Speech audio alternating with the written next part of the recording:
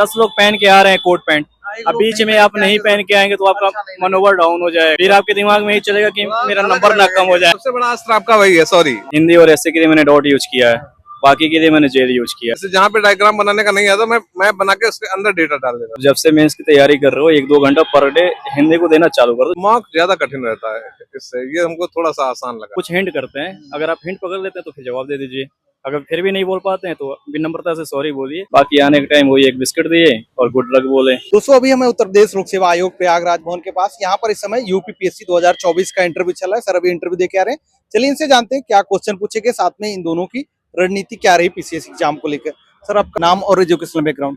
मेरा नाम आशुतोष अवस्थी है। मैंने 2012 में ग्रेजुएशन किया था, 2014 में बीएड किया था और अभी 2023 में पीजी की थी। मैं राजस्व लेखपाल के पद पर कार्यरत हूँ। कब से? 2024 से। आपका नाम और बैकग्राउंड क्या रहा? सर मेरा नाम जयप्रकाश गुप्ता है, बीटेक मैकेनिकल से किया है 2018 में और मेरा बोर्ड कल्पराज सर का था। आप दोनों लोग हैं तो अलग अलग बता सकते हैं कहाँ से क्या क्वेश्चन पूछा जा रहा है, तो आप बताएं कि आपको बोर्ड में कहाँ से क्वेश्चन की स्टार्टिंग है। जैसे सबसे पहले मुझसे पूछा कि आप अपना बताइए क्या क्वालिफिकेशन है, तो मैंने अपना बताया। तो उसके बाद मुझसे पूछे कि जैसे कि महाभारत का शुरू किए कि आप लेखपाल हैं, आप बताइए महाभारत में पहले धर्म हर जगह कहा जाता है कि नहीं, वो धर्म की विजय के लिए किया गया, लेकिन वहाँ सबसे ज्यादा अधर्म भी पांडवों ने किया। तो अगर आप सिविल सर्वेंट हैं, कोई कार्य है जो अधर्म का है और आपको लगता नहीं, तो आप क्या करेंगे? तो मैंने कहा सर मैं संवैधानिक प्रावधानों के तहत कार्य करूंगा। उसके बाद फिर मुझसे खसरा खतौनी का जो पूछते रहे, क्या होता है भ्रष्टाचार आपके विभाग में बहुत ज्यादा है, कैसे सही करेंगे, औपचारिकताएं रह गई हैं। तो इसके बाद फिर जब दूसरे मेंबर थे, उन्होंने पूछा कि जो पश्चिम बंगाल में न्यायिक लोगों को लगा दिया गया है रिव्यू करने के लिए, सुनवाई करने के लिए एसआईआर में, तो अब जब उनके कार्य बाधित हो जाएंगे, एक तो ये क्वेश्चन था। और कोई अपील का सिस्टम नहीं है। मान लीजिए कोई न्यायिक अधिकारी जब हाईकोर्ट का जज सुनवाई करेगा तो आप कैसे उसको कर पाएंगे? ये एनआरसी और एनपीआर में अंतर पूछा। और इसके साथ ही चूंकि मैं बीएड भी था, तो इसलिए मुझसे न्यू एजुकेशन पॉलिसी के बारे में पूछा। और लेखपाल के बारे में उनको आपने बताया या कैसे पता चला उनको? नहीं, मुझसे उन्होंने पूछा था क्या कर रहे हैं आप, है ना, अभी नौकरी करते हैं कि ऐसे ही तैयारी कर रहे हैं? तो मैंने कहा मैं राजस्व लेखपाल हूँ, तब पता चला। आपके इंटरव्यू की स्टार्टिंग कहाँ से? सर मेरे कोर्ट से ही हो गई थी, मेरा कोर्ट 302 था, तो उन्होंने सबसे पहले ही उसी पे हंसी मजाक चला, फिर उन्होंने एक सिचुएशन दिया। इसके पहले भी एक लोग का 302 था, उससे रिलेटेड क्वेश्चन पूछा था, तो उस पर थोड़ा हंसी मजाक चला, आप तो फुल मर्डर केस करने आए हो यहाँ पे। फिर मैंने भी हंस के थोड़ा स्माइल दे दिया, कुछ बोला नहीं। और फिर उसके बाद सर उन्होंने सिचुएशन बेस में आए, प्रिंसिपल को एक टीचर आप बार बार सिचुएशन उस सामने ही रख दिया कि एक प्रिंसिपल है, उनके बारे में एक टीचर है जो आपका क्लास टीचर भी है, बार बार उनको गाली दे रहा है, उल्टा सीधा कह रहा है आप क्या करेंगे। तो मैंने तो बोला सर सबसे पहले तो मैं नहीं, आप क्या देखे उस टीचर में सबसे पहले क्या कमी देख रहे हैं? मैंने बोला सर उनके अंदर सबसे पहले तो अनुशासन की कमी है, सीनियर जूनियर का रिस्पेक्ट नहीं है। तो बोले कि आप उनको बोलेंगे मुंह पे कि अगर आप प्रिंसिपल को दे रहे हैं तो आपको हम भी दे सकते हैं कभी ऐसे? तो मैं बोला सर मैं बिल्कुल बोल दूंगा, क्योंकि जब उनको अपने सीनियर की नहीं पड़ी है तो मुझे क्या है, गलत को गलत कहने में कोई सोच नहीं होनी चाहिए। फिर एक सर थे वो रोबोटिक्स को लेके पूछने लगे ग्रामीण परिवेश में होना चाहिए, आपका क्या मानना है? तो मैंने एक शब्द में कह दिया मेरा अभी मानना अभी ग्रामीण में नहीं होना चाहिए, अभी वहाँ की जो बुनियादी चीज़ें उस पर वर्क करने की आवश्यकता है, जैसे स्किल की अगर किसानों की समस्या है तो वो भी ठीक था। एक सर पॉलिटी में आ गए तो संविधान के बारे में पूछे, संविधान क्या होता है, तो थोड़ा इसमें मेरे को दिक्कत हुआ, एक्सप्रेस नहीं कर पाया। बाकी आर्टिकल वगैरह पूछ रहे थे आर्टिकल नहीं पूछे थे। अभी हर्षित राणा का एक केस आया हुआ था, उस पर पूछे तो उस पर 4-5 मिनट चला था, अच्छा चला था उस पर। बाकी आने के टाइम वही एक बिस्किट दिए और गुड लक बोले। इस बार सबको बिस्कुट वगैरह खिला रहे हैं। हाँ, बिल्कुल सबको मिल रहा है। गुड लक बोले अच्छा। क्वेश्चन पूछा था, जैसे पूछा था कि आपने बीएड किया हुआ है, आप मान लीजिए बीईओ हैं, आपका एक आपके क्षेत्र में कोई एक टीचर है, प्रधानाचार्य है, वो लड़कियां कुछ हिजाब पहन के आ रही हैं, तो और उन्होंने बंद कर दिया, तो आंदोलन होने लगा है, तो आप क्या मतलब उसमें पूछ रहे थे कि आपका क्या कार्यवाही रहेगा? फिर वो उसमें चले गए, सुप्रीम कोर्ट का क्या फैसला है, कर्नाटक हाई कोर्ट ने क्या फैसला किया है, एसेंशियल प्रैक्टिस पे। और कोई सिचुएशन बेस आपसे सवाल? नहीं, मेरे पास 2 ही क्वेश्चन आए थे सिचुएशनल। ऐसा भी कोई सवाल आप पूछा गया जिसका उत्तर आपने ना दिया हो, सॉरी बोलना पड़ा हो, ऐसा कुछ सवाल था? हाँ, उन्होंने जो एनपीआर और उसमें अंतर पूछा था एनआरसी में, तो मुझे ठीक से नहीं आता, तो मैंने सॉरी बोल दिया था। आपसे भी ऐसा कुछ सवाल पूछा गया? जी सर, वो लद्दाख में पूछे थे सर जनरेटर में एयर कूलेंट का यूज करना चाहिए कि वाटर कूलेंट का, तो उसमें सर मैंने एयर बोल दिया, बोले क्यों, तो मैंने बोल दिया सर इसका रीजन अभी देने में असमर्थ हूँ। मतलब जब आप सॉरी बोलते हैं तो क्या रिएक्शन रहता है उनकी तरफ? कुछ नहीं, पहले कई जगह तो सपोर्ट भी करते हैं, ऐसे हो सकता है, कुछ हिंट करते हैं, अगर आप हिंट पकड़ लेते हैं तो फिर जवाब दे दीजिए, अगर फिर भी नहीं बोल पाते हैं तो विनम्रता से सॉरी बोलिए, सबसे अच्छा उपाय है। आपके बोर्ड में मतलब आपने सॉरी बोला तो कैसा रिएक्शन? नहीं, नॉर्मल रिएक्शन था, रिएक्शन कोई मतलब, लेकिन हम ज्यादा बोलने नहीं दे रहे थे। आप 2 लाइन शब्द बोलेंगे, आपको रोक देंगे बीच में, फिर हाँ, फिर पूछने लगेंगे, तो कंटिन्यूटी बस नहीं हो इसके विपरीत है सर, मेरे साथ जो कल्पराज सर का चल रहा था बातचीत, पूरा बोलने का ही मौका दे रहे थे, अगर जहाँ मैं चुप हो रहा तो वहाँ हिंट करके बुलवा रहे थे, एक दो क्वेश्चन में और आखिरी में बोला आपको नॉलेज है, तो मैंने भी सॉरी बोल के एक्सेप्ट कर लिया कि एक्सप्रेस नहीं कर पा रहा हूँ, मैं सोच रहा हूँ कम शब्दों में, मैंने बोल दिया मुंह पे उनके, कम शब्दों में कैसे बोलूँ सर, बोले जितना बोलना उतना बोलिए, आप ही के लिए बैठे हैं। अच्छा, जैसे आपने मॉक इंटरव्यू दिया रहा होगा, क्या आपको लगता है दोनों में डिफरेंस रहता है? मॉक ज्यादा कठिन रहता है, इससे ये हमको थोड़ा सा आसान लगा। तो मॉक इंटरव्यू में बोलने का मौका देते हैं या वहाँ भी लगता है कि हिंट वगैरह देते हैं? उसमें बोलने का मौका तो देते हैं, लेकिन कठिन सवाल ज्यादा पूछते हैं। यहाँ आसान सवाल। हाँ, यहाँ मुझे आसान लगे। वहाँ डर लग रहा था मॉक इंटरव्यू में, यहाँ डर लग रहा डर शुरुआत में तो यहाँ लग रहा था ज्यादा, लेकिन फिर बाद में रिलैक्स हो गए थोड़ी देर में। भय तो दोनों जगह लग रहा था, था? यहाँ आप में भी यहाँ भी। मॉक में जैसे आपने बताया यहाँ बोलने का मौका आपको दिया जा रहा था, क्या वहाँ भी बोलने का मौका दिया जा रहा था या तुरंत का तुरंत सवाल पूछ? नहीं, बोलने का मौका दिया गया, मैं तो जितने भी मौक दिया हूँ वहाँ भी ऐसे ही चला है, यहाँ भी ऐसे भी चला है, 4 मौक दिया हूँ तो 4 मौक अलग अलग हुए हैं, ये भी एक मौक की जैसा था, तो यहाँ भी अलग हुआ है। मीडियम क्या रहा आप लोग का? मेरा हिंदी था सर। मेरा हिंदी मीडियम है। तो और कुछ मॉक इंटरव्यू में और यहाँ पे आपको कुछ और डिफरेंस आपको लगता है, किसी लेवल पर लगता है, जैसे बोर्ड मेंबर के बिहेवियर में यहाँ में और मॉक इंटरव्यू? अच्छा है सर, यहाँ का तो अच्छा है। अब यहाँ चेयरमैन साहब आए थे, उन्होंने काफी देर हम लोग से बात की। संजय सर? हाँ, संजय सर पहले तो वही मोटिवेट कर दिए थे सर। हाँ, वो मतलब पहले मुझे इंटरव्यू जाने के पहले मिले थे? आधा घंटा 40 मिनट तक हम लोग को लगा, बात किए और हर एक चीज बताए, जितनी अंदर थी सब निकल गई बाहर, रिलैक्स हो गया। उसके बाद हम लोग गए भी तो वहाँ भी मेंबर ऐसे ही बात किए, जैसे लग रहा था कि हम बहुत पहले मिल भी चुके हैं, इतने स्माइल के साथ बात करना, कोई कुछ नहीं, कैजुअल एकदम। अच्छा, आप लोग का कुछ सजेशन रहेगा जो छात्र आगे समय में इंटरव्यू देने वाले हैं, उनके लिए आपका क्या सजेशन है? किस जैसे तरीके से जाएं वहाँ पर? जैसे कि मुझे लगता है हिंदी मीडियम वालों के लिए एक अतुल जैन की एक वीडियो आती है, द हिंदू एनालिसिस, वो देख लें तो उससे काफी कुछ मतलब आपके दिमाग में चलता रहेगा। इंटरव्यू के रिगार्डिंग? हाँ, नहीं, मेंस के रिगार्डिंग, मेंस में काफी हेल्पफुल रहती है। और घटना चक्र बहुत जरूरी है, तो सभी जानते हैं, मतलब पूर्वावलोकन वो पढ़ें और करंट तैयार रखें, बस हो जाए। इंटरव्यू के रिगार्डिंग आप मेरा ऐसा रहेगा सर, सबसे पहले तो इसमें ध्यान रखना है कि पर्सनालिटी टेस्ट है, आप जैसे भी हैं, जो भी हैं, सामने लाइए, नंबर का फिक्र मत कीजिए। अगर आप नंबर सोच के इंटरव्यू देंगे तो आपका इंटरव्यू खराब होगा, अगर नंबर नहीं सोचेंगे, आप पर्सनालिटी पे भरोसा रखिए, तभी आप यहाँ तक पहुंच आए हैं, भगवान ने आपको मौका दिया है, तो आपको अच्छा ना वैसे ही रहा है, किसी को कॉपी, किसी को नकल, किसी की वीडियो देखने की जरूरत नहीं है, और ना ही ज्यादा, मतलब आपको व्यवहारिक नॉलेज होनी चाहिए और समझ आपकी एकदम डायरेक्ट होनी चाहिए, डिप्लोमेटिक नहीं होना है, यहाँ पे कोई राजनीति है नहीं सर, बराबर है, अपने आप पे विश्वास रखना है। कुछ आप लोग फिल्म्स के लिए सजेशन दे सकते हैं, छोटा छोटा शॉर्ट में जान लेंगे आपका फिल्म्स का क्या पॉइंट ऑफ व्यू आपका? अरे फिल्म्स में वही सीरीज ज्यादा लगाइए, और घटना चक्र, पूर्वावलोकन हमने तैयार किया है, करंट मजबूत रखना है। करंट आप के लिए सोर्स क्या रखते हैं? करंट दरअसल मैं जुड़ा हुआ हूँ एक इंस्टीट्यूट से, पंकज सर का है, जो अलीगढ़ के हैं।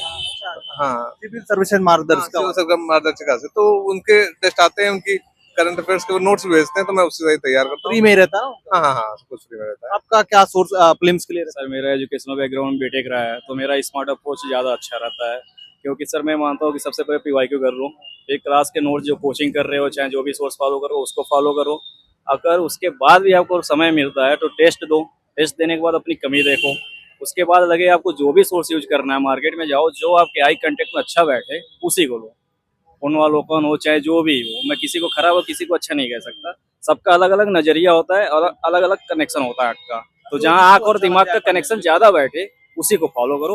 और करंट के लिए सर किसी एक सोर्स को फॉलो कर लो, किसी एक सर का, जैसे सर ने बताया किसी भी सर का क्लास ले लो, और आखिरी में वही है, कोई एक ईयर वाइज जो आती है। बीटेक था बैकग्राउंड, तो आपने हिंदी मीडियम चूज किया, बहुत सारे लोग बीटेक वाले इंग्लिश मीडियम ज्यादा प्रेफर करते हैं, उनको लगता है कि इंग्लिश में लिखेंगे तो नंबर ज्यादा हो सकता है मिले इंग्लिश मीडियम में। सर मेरा मानना है सर, जो जिसमें एक्सप्रेस अपने आप को अच्छा कर पाए उसे मीडियम को चूज करना चाहिए। मेरा हाई स्कूल तक जो बैकग्राउंड था प्योर हिंदी से था। उसके बाद मेरा जो इंग्लिश था टेक्निकल में अच्छी है, नॉन टेक्निकल में अच्छा नहीं है, तो मैंने अपनी कमी महसूस किया और अपना हिंदी रखा और अच्छा रिस्पांस मिला अच्छा। पेपर 5 और 6 जो कि अभी हाल ही में ऐड हुआ है, 2 पेपर हुए हैं अभी, तो क्या सोर्स आपने रखा था? क्या आपको लगता है कि कोई ऐसा सोर्स है जिसको पढ़कर पेपर 5 और 6 अच्छा किया जा सकता है? जी सर, उसमें जो जीएस हमने पढ़ाई किया है सारी चीजें मैक्सिमम हुई है, बस केंद्र के कोई बुक आपने ऐसा कुछ पढ़ा था?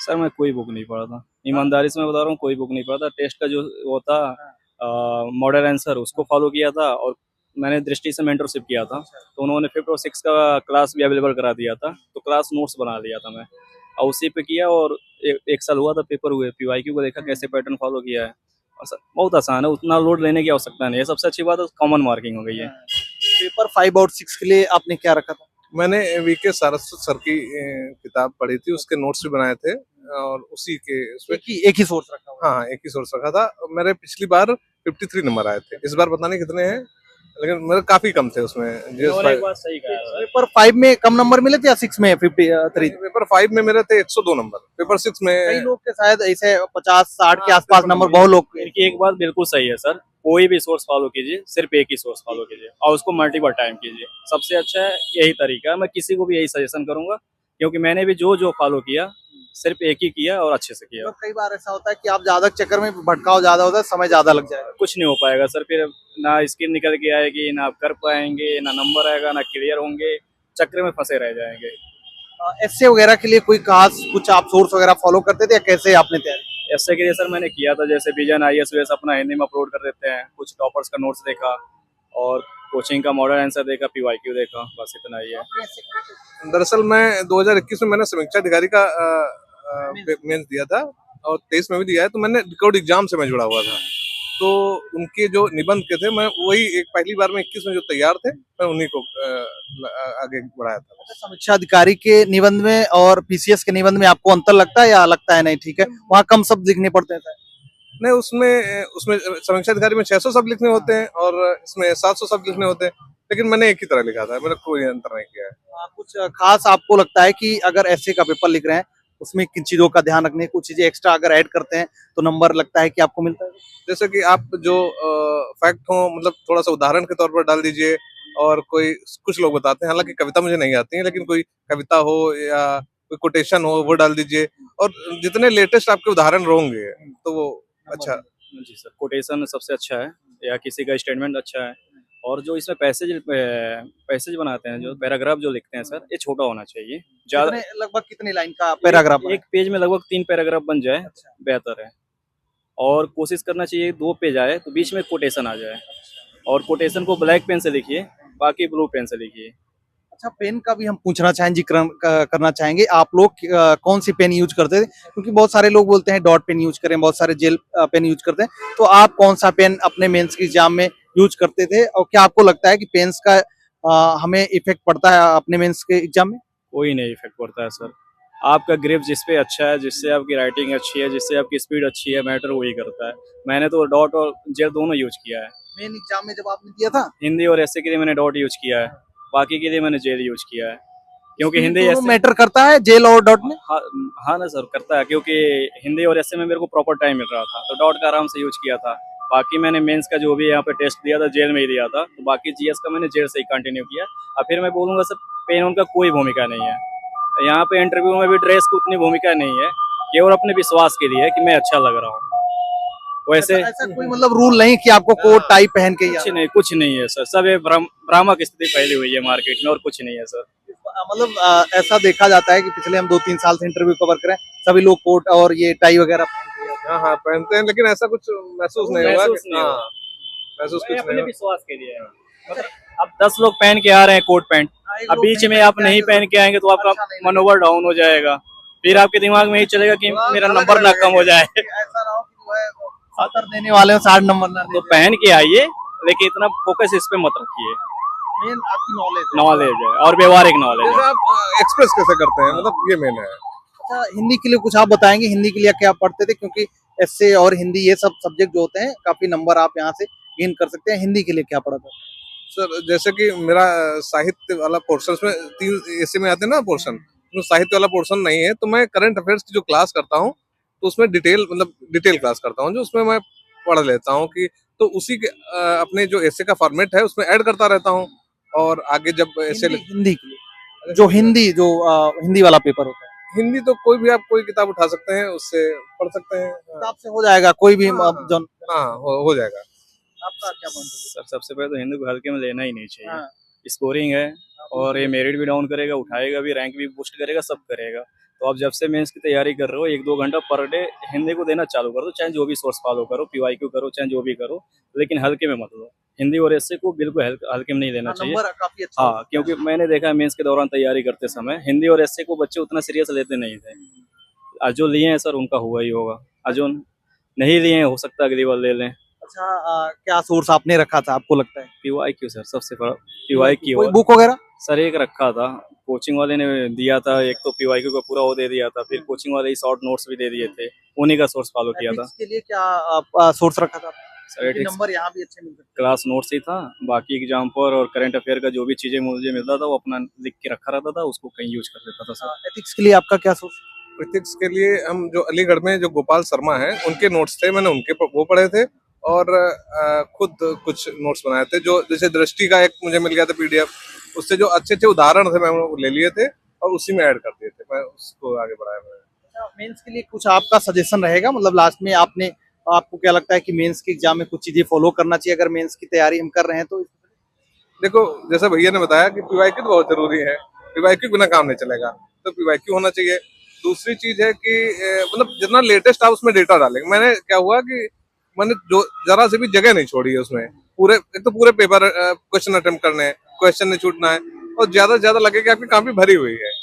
आप चाहे डायग्राम बनाइए, कुछ भी बनाइए, जैसे जहाँ पे डायग्राम बनाने का नहीं आता मैं बना के उसके अंदर डेटा डाल देता था, तो ये सब हाँ इफेक्ट पड़ता है। सर मेरा मानना है जैसे आप प्री एक पेपर दे के आ रहे हैं, आपको विश्वास है कि आपका मेंस होगा, तो सबसे पहले 10-12 दिन अपना सोर्स इकट्ठा कर लीजिए, और सोर्स ऐसा बनाइए 3-4 महीने में कम से कम 2-3 रीडिंग आपकी हो जाए। ये नहीं कि सोर्स बनाते गए रीडिंग हो नहीं रही है, तो सोर्स कम रखिए सबसे पहले, और प्रैक्टिस ज्यादा कीजिए।